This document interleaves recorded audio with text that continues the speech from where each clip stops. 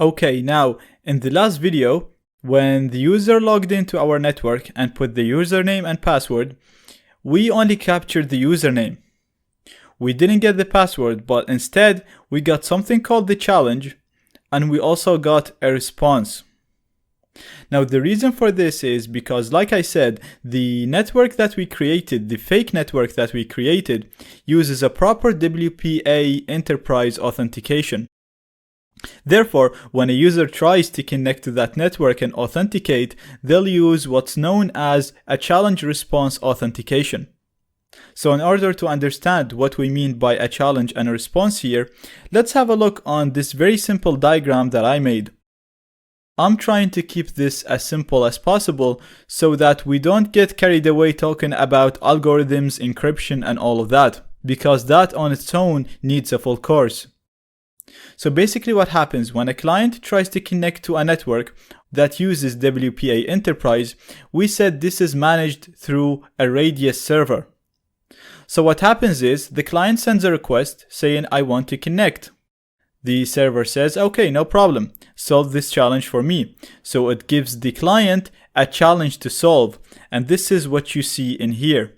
So we can see this is the challenge that the server that we are running, because in this case we have a fake access point. So that's the challenge that the server sent to the client to solve.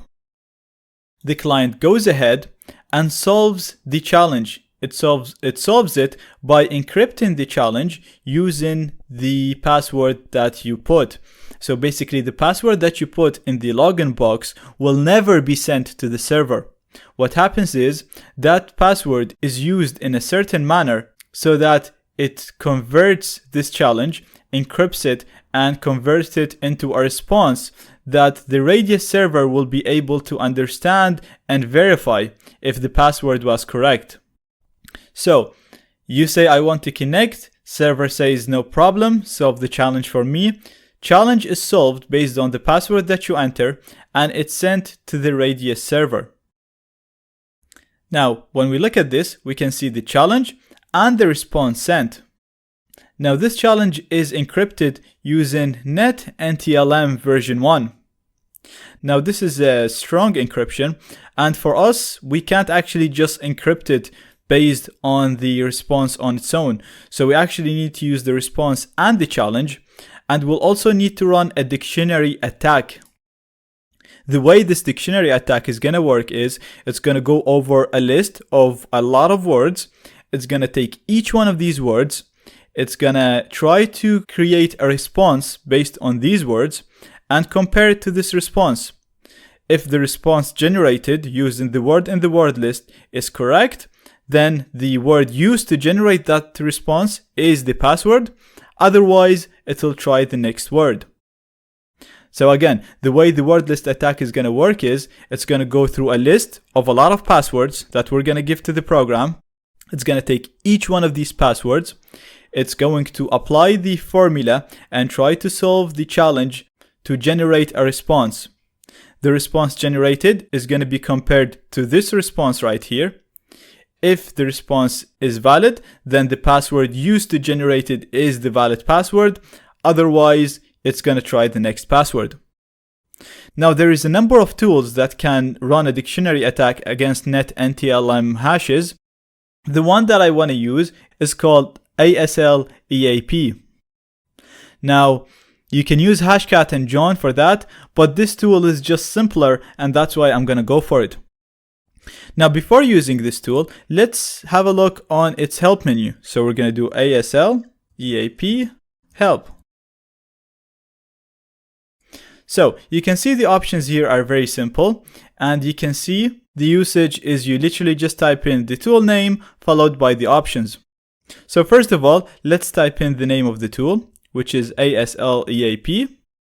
Then we want to use the -C option to give the challenge. So we have the challenge in here. I'm going to copy it, and I'm going to do -C and put the challenge. Next option that I want to use is the response, which is -R in here. So again, I'm going to do dash, capital R, and then I'm going to put the response that we got, which is this one in here. So I'm just going to copy it and paste it. Finally, we want to specify a dictionary to use to crack this hash. And to do that, we're going to do -w. And I've already created a dictionary using Crunch. So you can create your own dictionary or download the dictionary online. The dictionary that I have is stored in root, and it's called word list.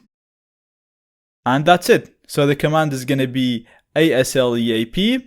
We're doing -c to give the challenge, followed by -r to give the response, and finally we're given the word list.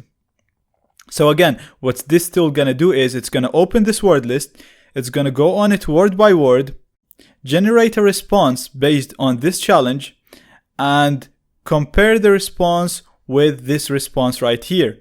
If the response generated from the word in the word list is valid, then that word is the password. Otherwise, it's gonna try the next word. So I'm gonna hit enter and let this run until it gets me the password. And as you can see, this was quite fast and it got me the password right here. The password is 1234abcd, and that's actually the password that I used. So right now we have the username, which is Zaid, and the password, which is 1234abcd.